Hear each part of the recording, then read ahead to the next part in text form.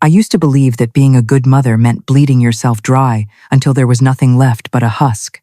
For 35 years, I lived by that principle, carving pieces of myself away to pave the road for my children.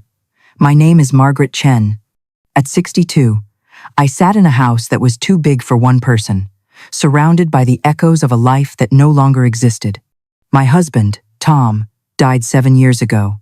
He left me with a broken heart, a fully paid-off house in suburban Cleveland, and a modest investment portfolio. He had worked himself to the bone to ensure I would be secure in my old age. "For you, Maggie," he used to say, his hands rough and warm in mine. "So you never have to worry. I wasn't wealthy, but I was safe. And because I was safe, I was generous. Perhaps no, certainly too generous. It had become a rhythm, as natural and involuntary as breathing. Every month, on the 1st, the transfers went out. Jessica, my 34-year-old daughter, received $1,500. She was married to Derek, a man who changed careers like other men changed shirts, always chasing a vision while bills piled up on the kitchen counter. They had given me 2 precious grandchildren, Emma and Lucas, and for their sake, I kept the money flowing. There was always a reason: Emma's dance recitals, Lucas's tutoring, a transmission that blew, a roof that leaked. Then there was Brian, 31, single, working in tech support. I sent him $1,000 a month because his salary never quite stretched far enough. Rent in the city was high, he said. Student loans were crippling, he said. I nodded, and I paid. When Jessica's washing machine died, I bought a new one before her laundry could pile up. When Brian's laptop crashed, I replaced it within 48 hours. I told myself this was love. This was the duty of a matriarch. But lately, the air between us had grown thin. The phone calls, once filled with chatter, had become transactional, stripped of warmth. "Hi, Mom. Did the transfer go through?" "Mom, I need an extra $500 by Friday." The I love yous felt like receipts, proof of purchase obligations tacked onto the end of requests. Thanksgiving had been a desolate affair. Jessica spent the meal scrolling through Instagram. Brian arrived late, ate quickly, and left to meet friends. No one asked about my arthritis. No one asked how I handled the silence of the house at night. I pushed the hurt down, burying it deep under the label of motherly understanding. They were busy. They were young. This was normal. Then December arrived, and with it, the blade that finally severed the cord. I had mentioned, casually, tentatively, that I wanted to spend Christmas with them. I offered to cook Tom's famous prime rib. I offered to host. I just wanted to see the lights in my grandchildren's eyes. The response didn't come in a phone call. It came in a text message. A cold, blue bubble on a glowing screen. "Don't you dare come here for Christmas. We don't want to see you." I stared at the phone. My hands began to tremble. A fine, violent shaking that rattled the device against the granite countertop. I read it again, certain my eyes were failing me. But the text continued. "We need family time, just us. You're always so needy and demanding. We need space. Don't call, don't text. Just leave us alone for the holidays." I sat down heavily on the kitchen stool, the air leaving my lungs. Needy? Demanding? I had asked to share a meal. I had asked to see my family. Was love now considered a demand?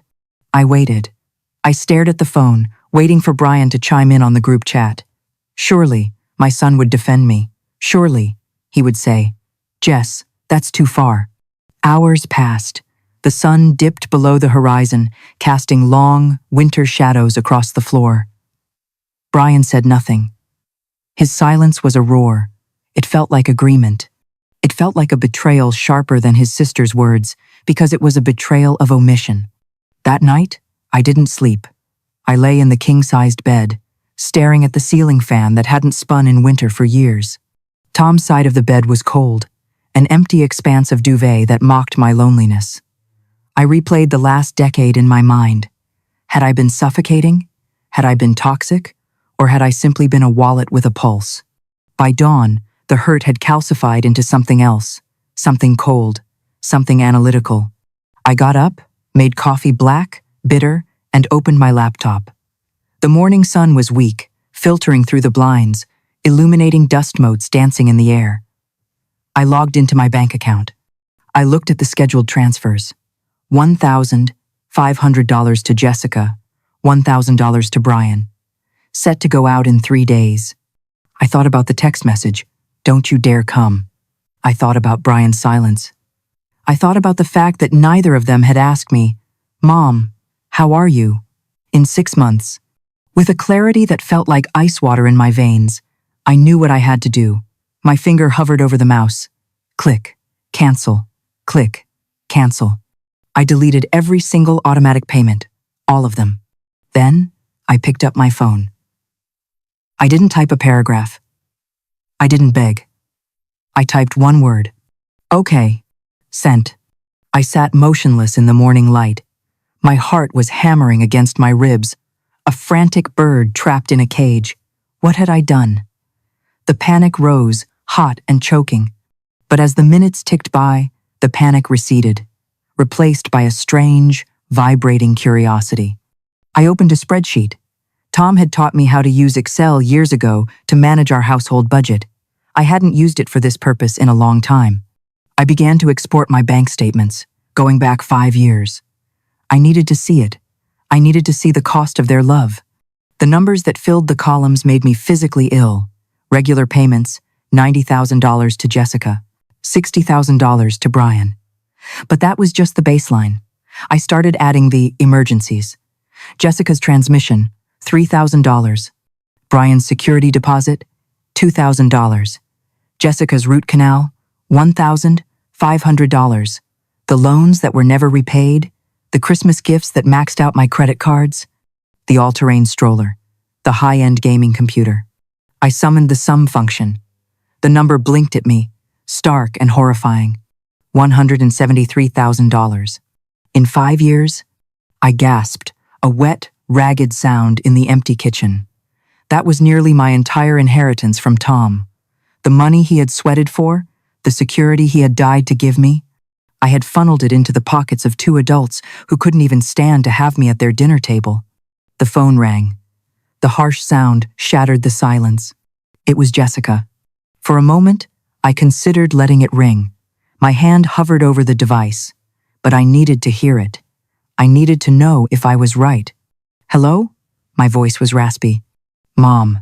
Her voice was tight, clipped. No greeting. No apology. "I see you canceled the transfers." I closed my eyes. Not, "I'm sorry for the text." Not, "Are you okay?" Just the money? Always the money. "Yes," I said simply. "Well, you need to fix that. Immediately. The mortgage payment is due on the 1st and I'm counting on that money." The mortgage. The house I had given them $20,000 for the down payment on. I gripped the edge of the table. "No," I said. The silence on the other end was stunned, heavy. "What?" I said, "No, Jessica. I won't be fixing it." "Are you serious right now?" Her voice pitched up, sharpening into a shriek. "You're going to punish us because you're having some kind of emotional breakdown? We have bills, Mom. We have kids." "So do I said quietly. My voice surprised me. It wasn't shaking. "I have bills too. Property taxes, my own mortgage, prescriptions." "You have your pension. You have Dad's life insurance. You're fine." Was I? I looked around the kitchen that hadn't been renovated in 20 years because I was always buying things for them. I looked at the spreadsheet. "I need to go," I said. "Mom, wait, don't you hang up on..." I pressed the red button. The silence rushed back in, but this time, it didn't feel empty. It felt like the calm before a storm. I turned the phone off completely. I wasn't going to just cut them off. That wasn't enough. I needed to see what they would do when the tap ran dry. I needed to know if I had raised children or if I had raised parasites. I didn't turn my phone back on for hours. Instead, I turned on my laptop and typed a phrase into the search bar that made my stomach churn. Elderly financial abuse by family members. The results were a deluge of horror stories that mirrored my own life with terrifying precision. I read about undue influence, emotional manipulation, and exploitation of vulnerability.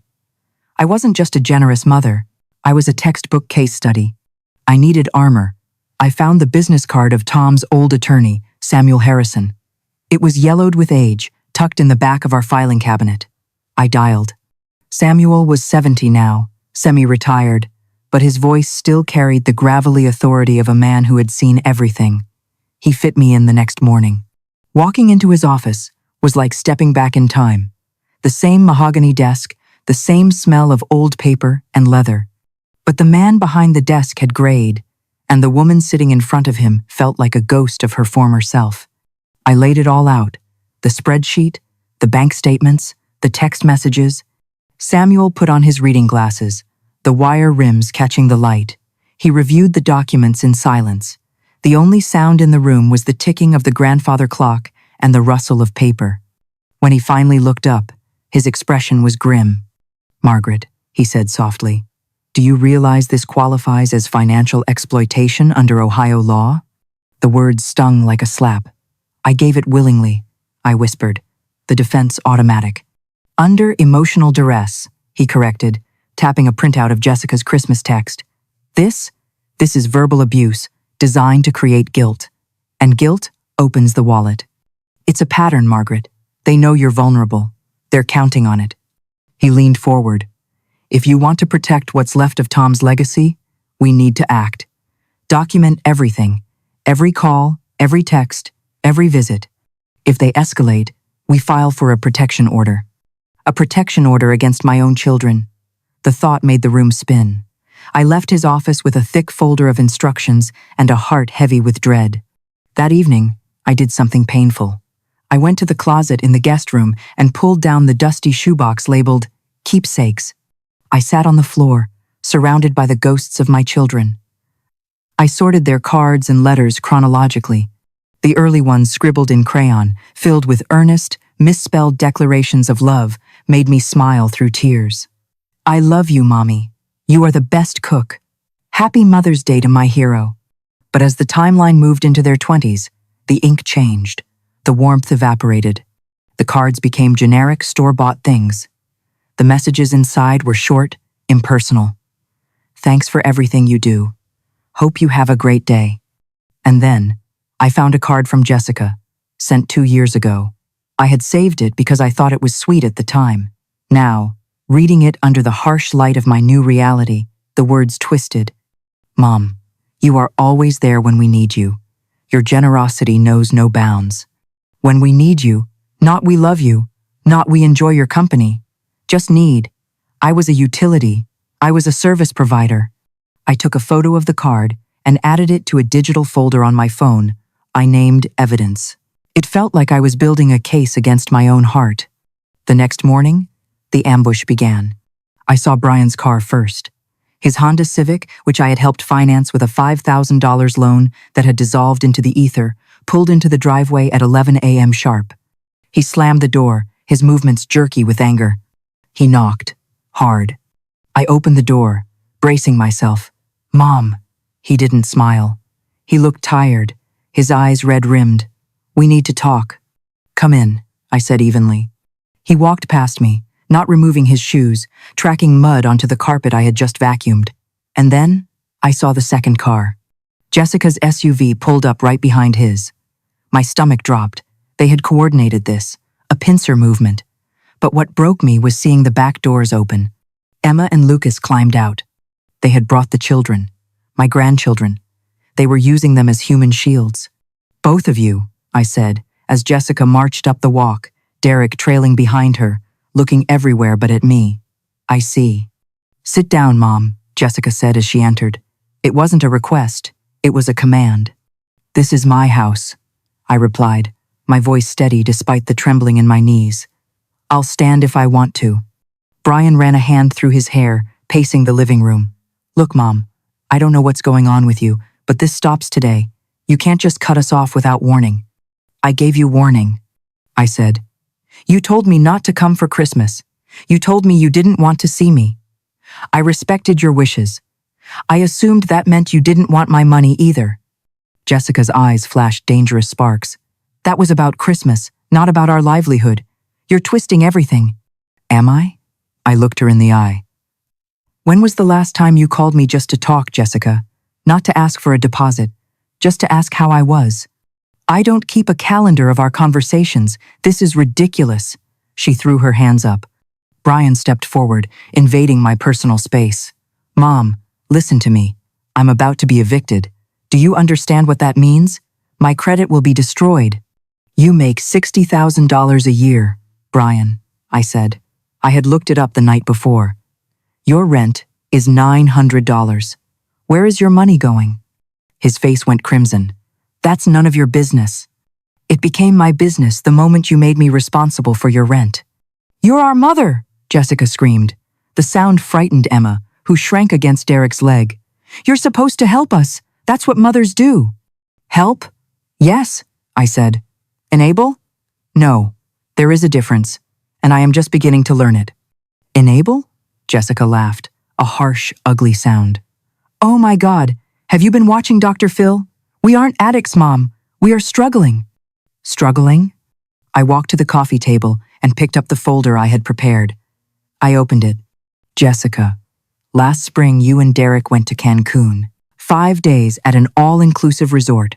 I saw the photos on Facebook. We needed a break, she protested. That was a credit card. Derek chimed in, finding his voice. And who did you think would pay off that credit card when the bill came due? I asked. Me? Silence. I turned to Brian. And you. A new gaming computer. $1,200. I saw it on your Instagram story last month. I need that for work, he lied. You work in tech support. Your company provides your equipment. I checked their policy online. The room fell deadly silent. The air crackled with their embarrassment, which quickly curdled into rage. Jessica's face crumpled. She switched tactics instantly. The anger melted into tears, a performance I had seen 1,000 times. Mom, please, she sobbed. I'm sorry, okay? I'm sorry about what I said. I was stressed. Derek's been having trouble at work, and the kids are expensive. I just took it out on you. But you can't punish the kids because I lost my temper. She pointed at Emma and Lucas. Emma needs her dance classes. Lucas has a field trip coming up. Are you really going to take that away from them? It was a masterstroke. She knew exactly where my armor was weakest. I looked at Emma's wide, fearful eyes. I felt the familiar pull, the desperate need to fix it, to smooth the waters, to write the check. For a second, I wavered. Then, the number flashed in my mind. $173,000. The text flashed in my mind. Don't you dare come. No, I said. The word was quiet, but it landed like a stone. Jessica's tears stopped instantly. Her face went cold. What? No, I repeated, louder. I won't be resuming payments. You are adults. You need to figure this out. Brian's expression hardened into something ugly. You're really doing this? You're going to let me get evicted? I am. He turned toward the door. Fine, but don't come crying to us when you're old and sick and need someone to take care of you. The threat hung in the air, toxic and heavy. Jessica grabbed her purse. She marched to the door, her heels clicking like gunshots on the hardwood. She paused, her hand on the knob, and turned to deliver the final blow. You're going to regret this, Mom.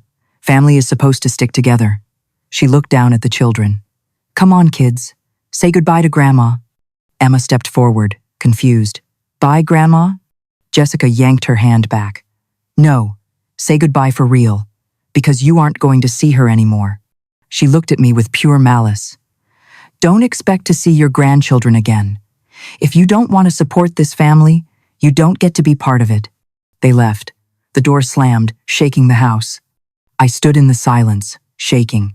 The threat about the grandchildren tore a hole in my chest, but I didn't run after them. I didn't check my bank balance. I walked to the phone, picked it up, and called Samuel Harrison. They just left, I said, my voice breaking. They threatened to cut off access to the grandchildren. Documented, Samuel said, his voice a lifeline. Write down exactly what they said. You're doing the right thing, Margaret, even when it feels like you're dying. For the next 3 days, the silence in my house was absolute. It wasn't the peaceful quiet of a lazy Sunday. It was the heavy, suffocating silence of a battlefield after the fighting has stopped. I followed Samuel's advice. I didn't check my phone obsessively, though the phantom vibration of it haunted my pocket. I watched old movies in the dark. I cooked meals for one simple things: toast, soup, and ate them standing over the sink. I was grieving. That's what I realized on the second day. I wasn't just angry. I was in mourning. I was mourning the children I thought I had raised. I was mourning the relationship I had convinced myself we shared. I was mourning my own illusions. But slowly, amidst the grief, another feeling began to take root. It was small at first, like a green shoot pushing through concrete. Relief. For the first time in years, I wasn't doing mental arithmetic about whether Jessica could afford her electric bill. I wasn't lying awake wondering if Brian had groceries.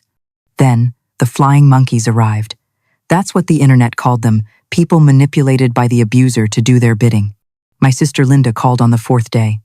"Maggie," she said, using my childhood nickname. Her voice was laced with concern, bordering on panic. "I talked to Jessica this morning." I closed my eyes, leaning my forehead against the cool kitchen window. "Of course you did," she told me. "Maggie," she said, "you've had some kind of breakdown." She said you cut them off financially without warning and refused to see the grandkids. She's worried you're not yourself. "I haven't had a breakdown, Linda," I said, my voice steady. "I've had a realization." She said, "You won't even see the kids. That doesn't sound like you. You live for those children." "She is the one who said I couldn't see them," I corrected, feeling the heat rise in my cheeks. "I wanted to spend Christmas with them. She sent me a text telling me not to come. She told me they didn't want to see me. When I stopped the money, suddenly, I'm the villain." Silence stretched on the line. Linda was processing. "How much money, Maggie?" she asked finally. "Thousands. Every month. For years." I took a breath. $173,000 in 5 years, Linda. That's what I've given them. "Oh my God." Her tone shifted instantly from concern to shock. "Maggie, why didn't you tell me? I thought I was being a good mother. And now I'm trying to be a healthy person." We talked for an hour. Linda, widowed herself, understood the terror of loneliness. But she also understood manipulation. "It's going to hurt," she warned me before we hung up.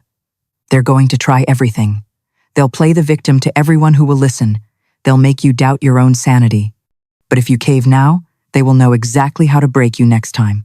Her prediction came true that very afternoon. The phone rang.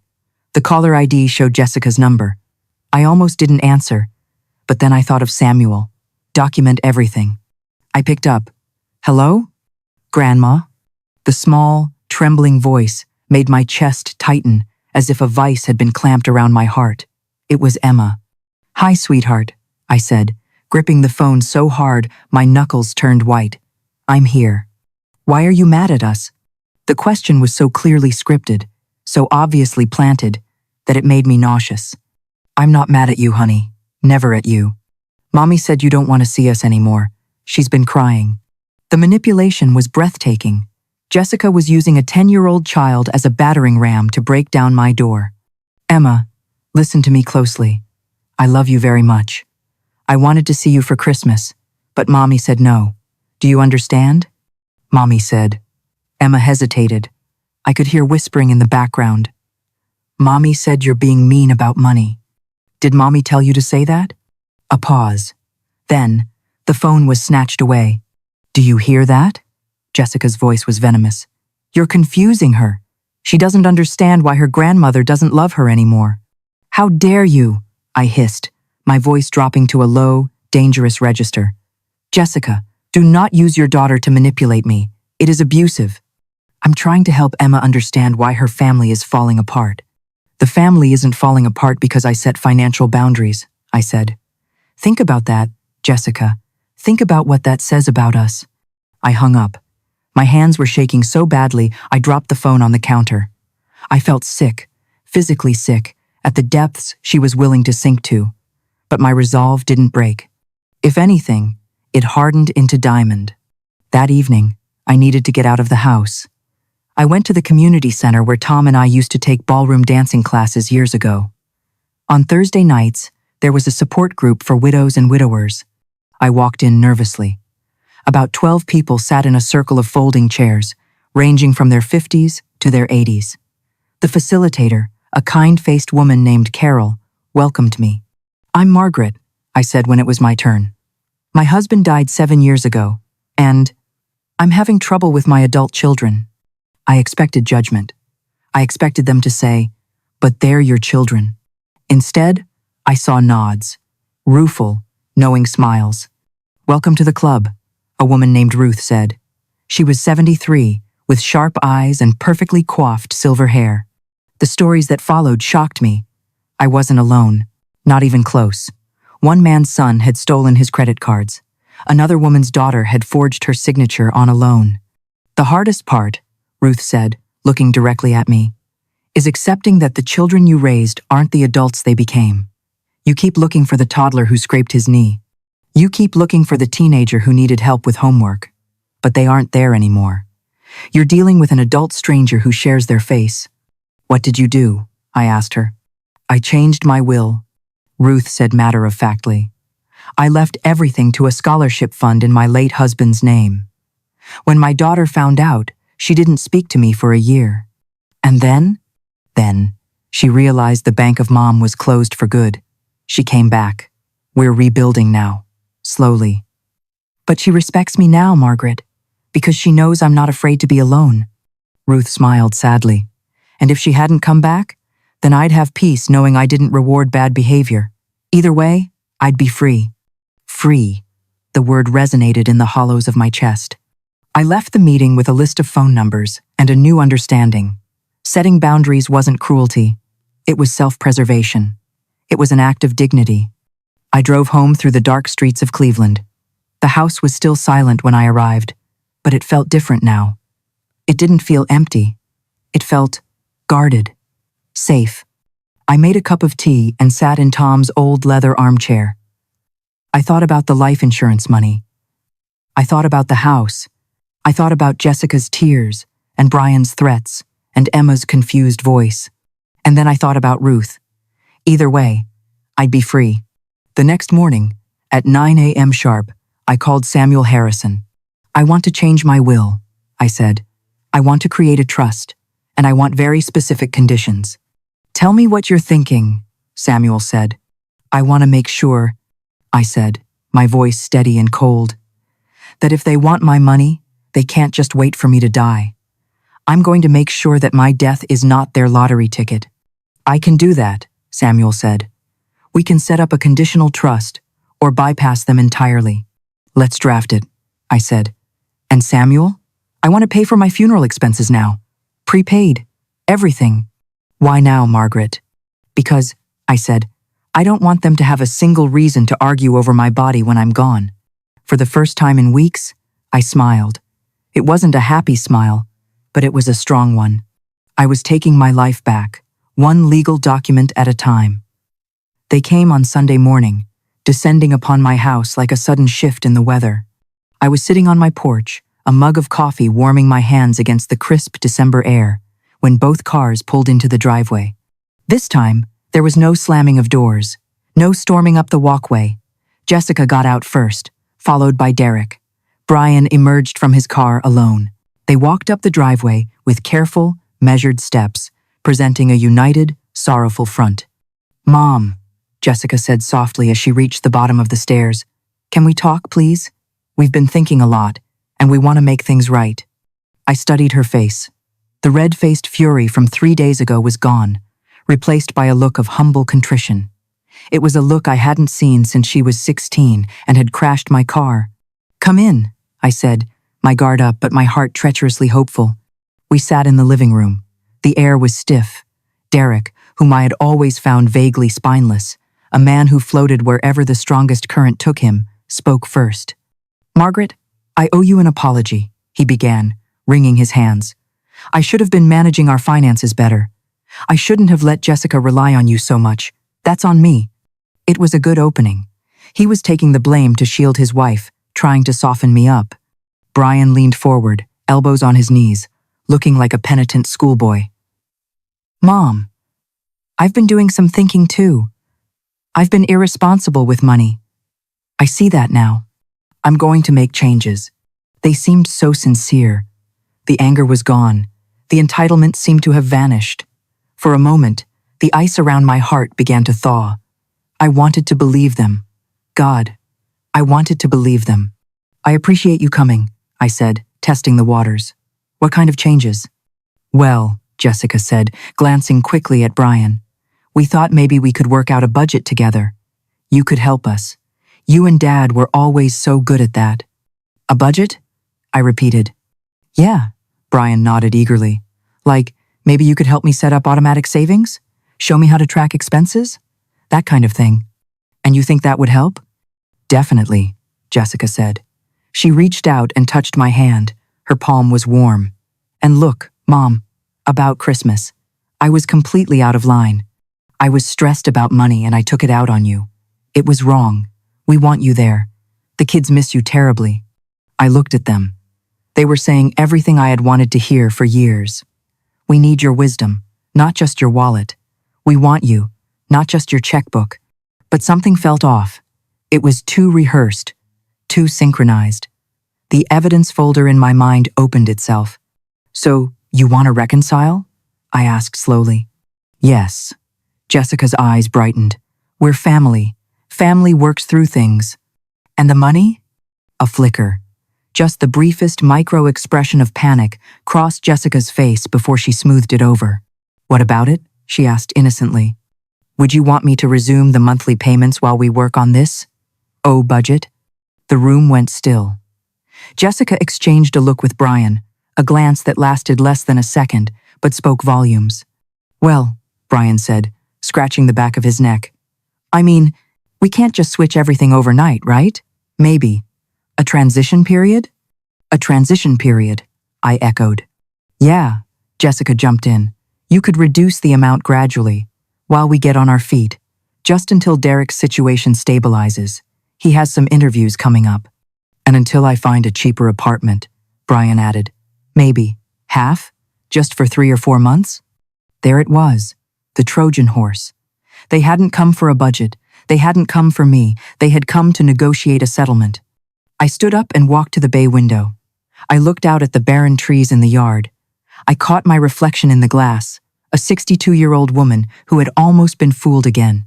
No, I said quietly to the window. Mom, Jessica started, her voice edging toward a whine. I turned to face them. The sorrow was gone from my face. No, I am not giving you any more money. Not half, not a quarter, nothing.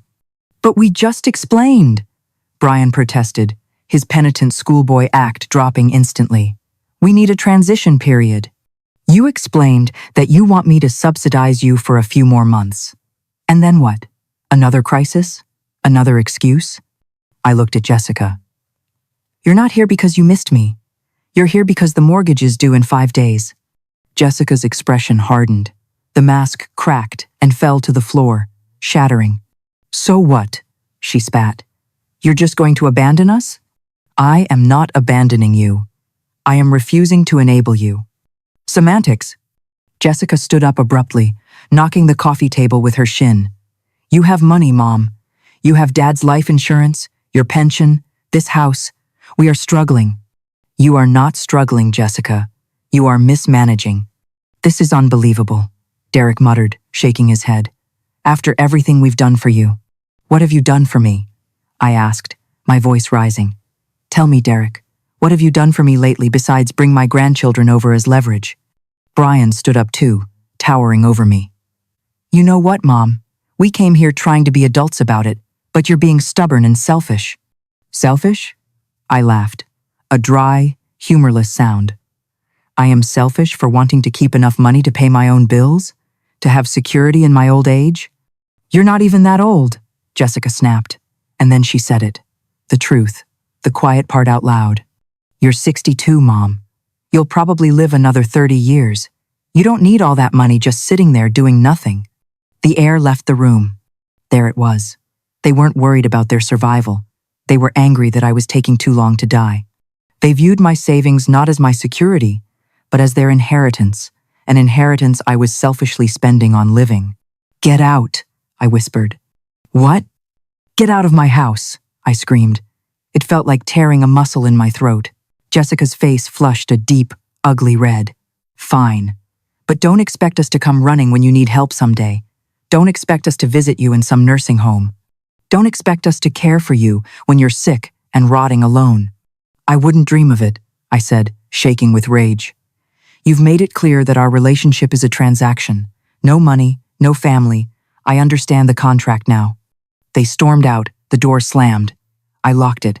Then I slid the deadbolt home. Christmas came and went. It was a quiet, gray affair. I spent it with Linda and her family. It hurt God. It hurt physically to not see Emma and Lucas opening presents. I imagined them asking where Grandma was. I imagined Jessica telling them lies. But I survived. I drank eggnog. I laughed at Linda's stories. And I realized the sky didn't fall just because I was alone. Then, 2 days after New Year's, the phone rang. It was Samuel Harrison. "Margaret," he said.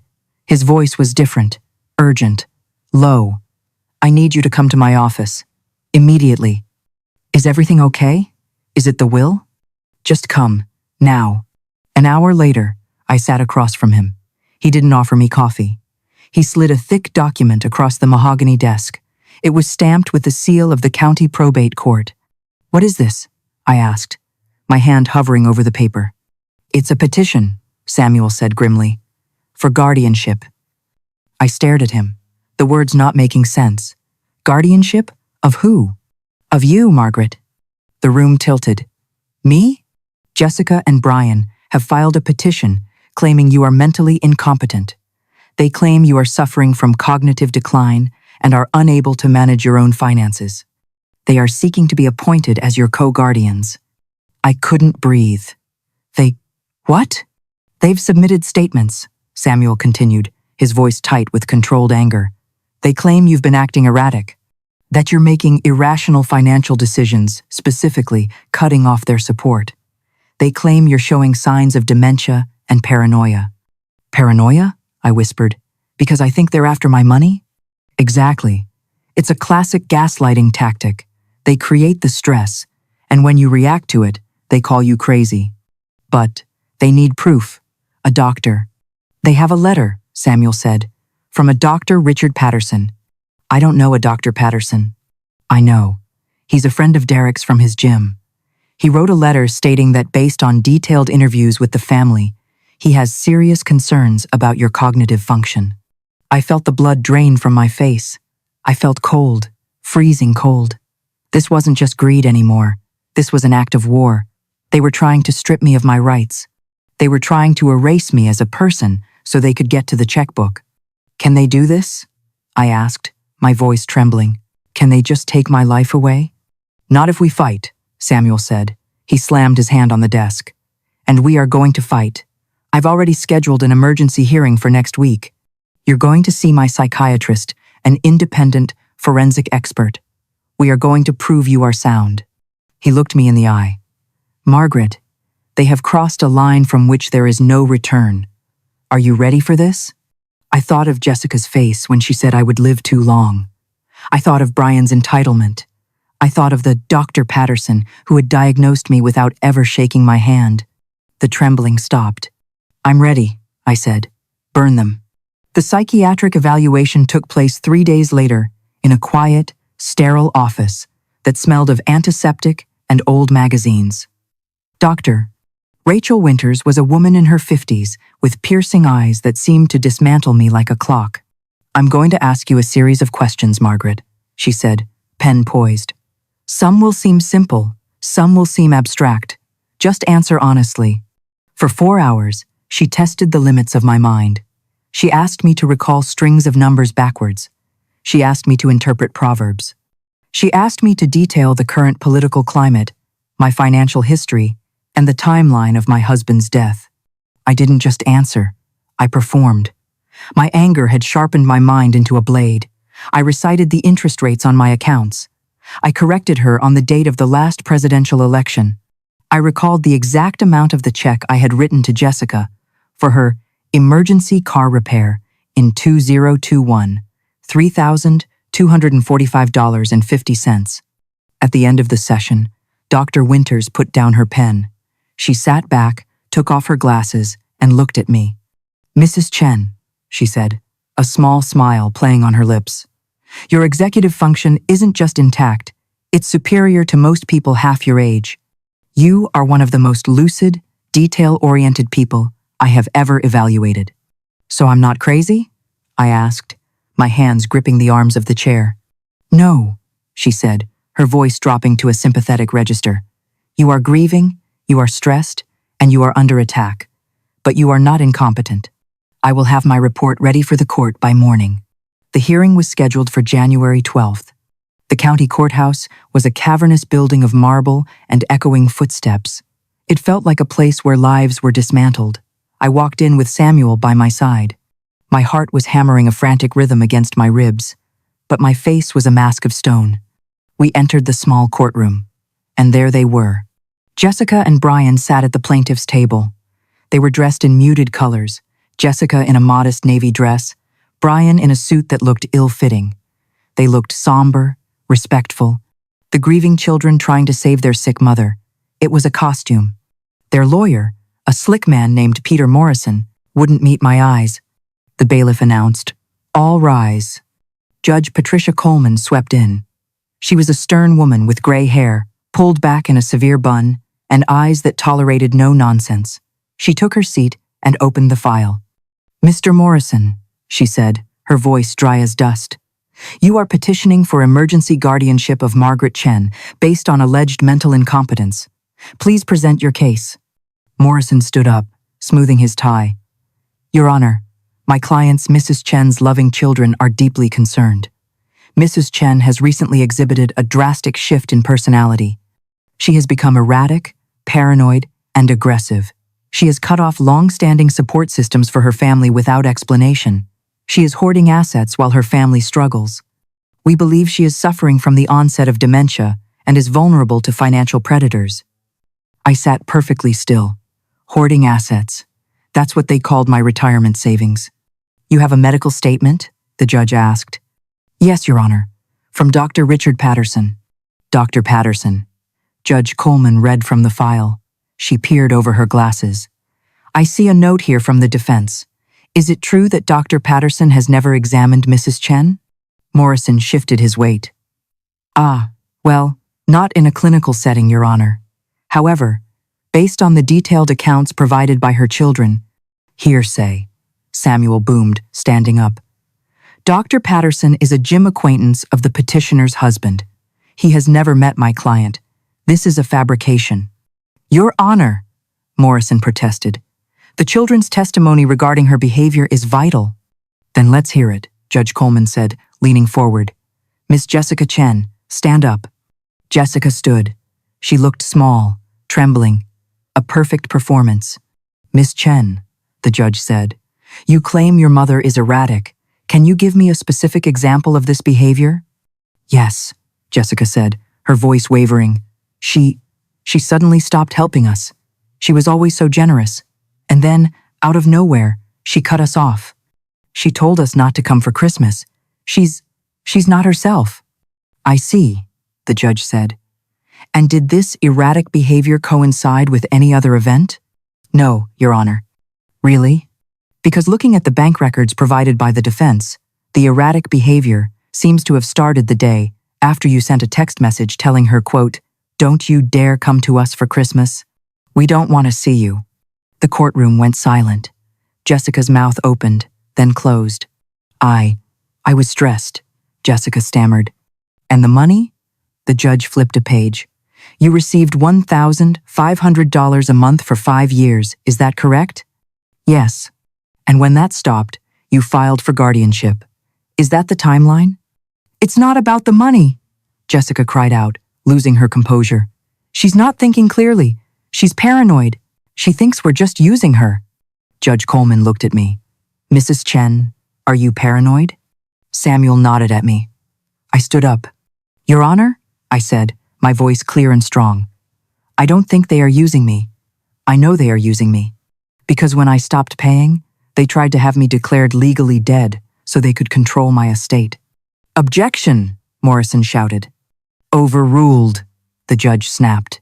She picked up Dr. Winter's report. "Mr.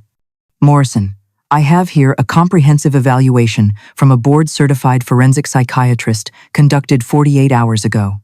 It states that Mrs. Chen is fully competent. In fact, Dr. Winters notes her cognitive recall is exceptional. She dropped the file onto the bench. It made a heavy, final sound. This petition, the judge said, her voice dropping to a chill, appears to be a transparent attempt to weaponize the legal system against a woman who simply decided to close her checkbook. Jessica began to cry. Real tears this time. Tears of panic. Petition denied, Judge Coleman ruled. Furthermore, I am finding this filing to be frivolous and in bad faith. I am ordering the petitioners Jessica Chen and Brian Chen to reimburse Mrs. Chen for all legal fees incurred in her defense, $8,000, to be paid within 30 days. She banged the gavel. Adjourned. The sound rang in my ears like a church bell. $8,000. They had wanted my millions. Now they owed me thousands. I turned to leave. Samuel squeezed my shoulder. You did it, Margaret. We walked out into the hallway. I felt light, weightless, but we weren't clear yet. Mom, wait! Jessica came running down the hall, mascara running down her cheeks. Brian trailed behind her, looking pale and sick. I stopped. I turned slowly. Mom, please, Jessica sobbed, reaching for my arm. I stepped back, out of her reach. You can't let her do this. We don't have $8,000. You know we don't. Then perhaps you should sell the car, I said coldly. Or cancel the Cancun trip. Mom, I'm sorry. She was desperate now, clawing at the air. It was Derek's idea. The lawyer said, we had a case. I was just scared. We're your children. How can you do this to us? We're family, Brian added, his voice cracking. I looked at them, really looked at them. I searched for the toddlers I had held. I searched for the teenagers I had comforted. I saw nothing but strangers. Strangers who had tried to put me in a cage. No, I said. My voice was low, but it carried down the marble hallway.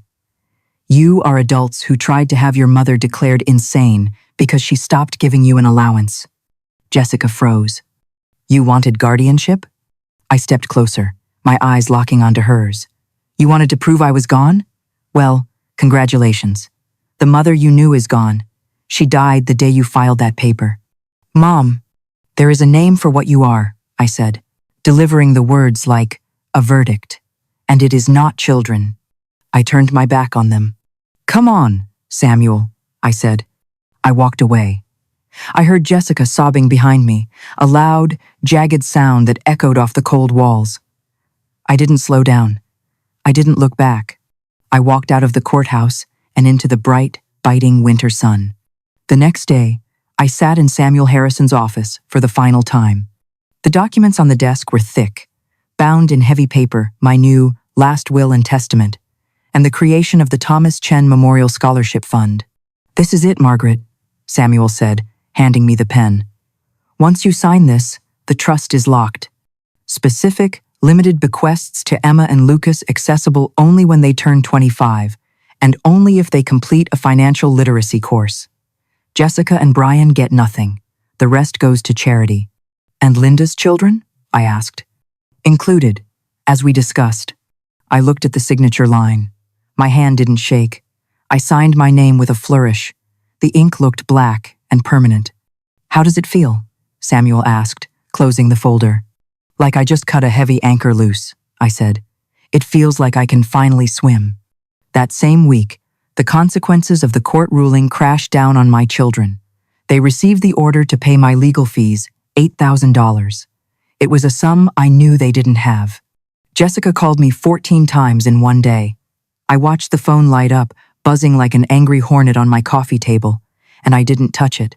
Brian sent a text. I hope you're happy. You've destroyed this family. I deleted it without replying. But the voicemail from Emma, that was the hardest. Grandma, Mommy says we can't see you because you're sick. Are you okay? Lucas misses you. He made you a drawing, but Mommy said we can't send it. I love you, Grandma. I listened to it 3 times, weeping silently in my kitchen. It felt like surgery without anesthesia. But I knew that if I responded, if I reached out, Jessica would use that contact to drag me back into the swamp. I had to trust that one day, Emma would know the truth. 2 weeks later, the truth began to reveal itself in ways I hadn't expected. I ran into Patricia, Derek's mother, at the grocery store. She looked tired, her face drawn. When she saw me, she looked embarrassed, but she didn't turn away.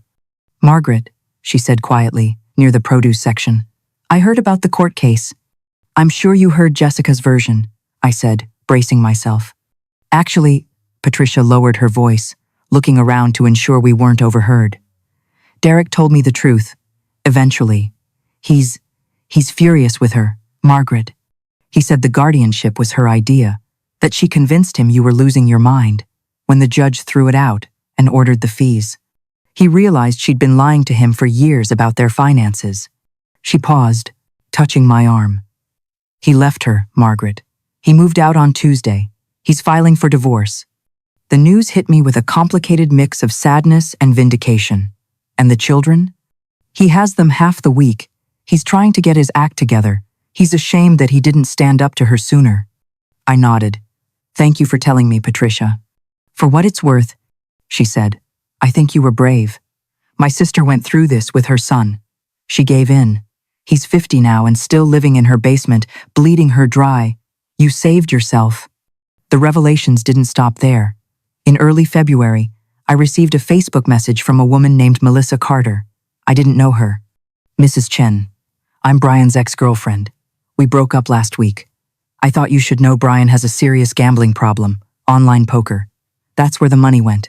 He's been using what you gave him to cover his debts.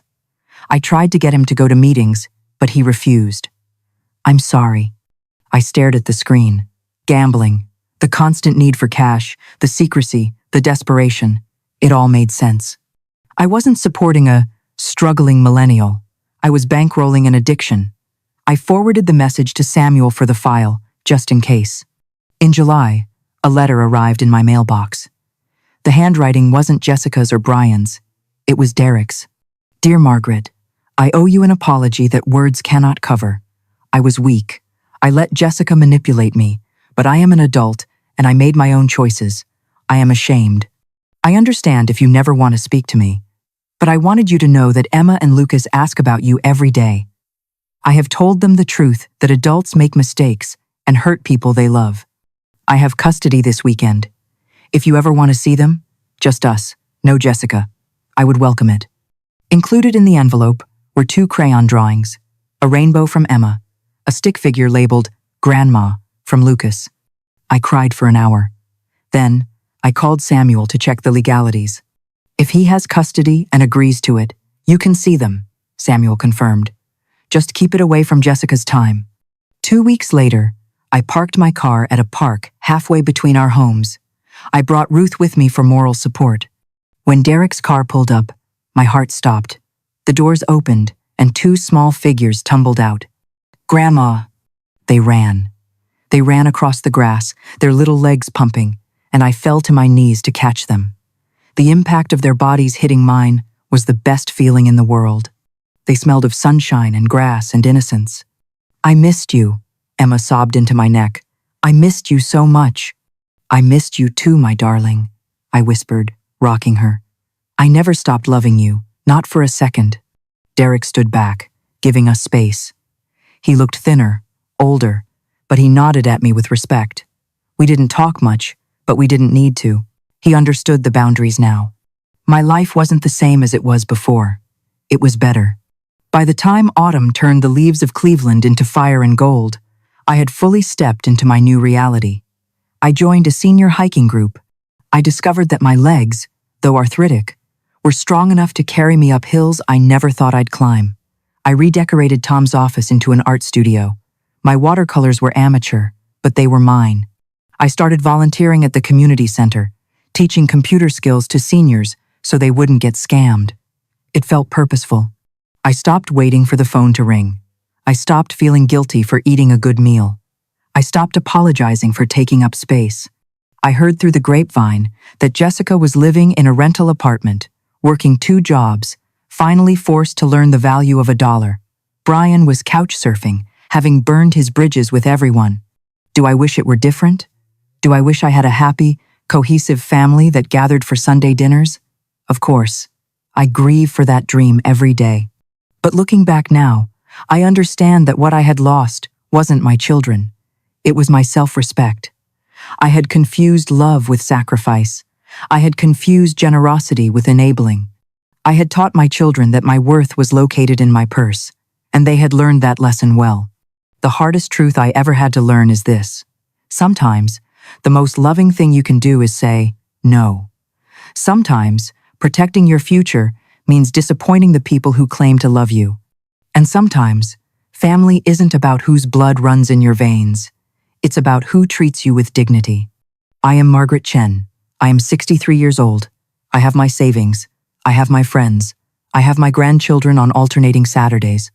And most importantly, when I look in the mirror, I recognize the woman looking back. I am free.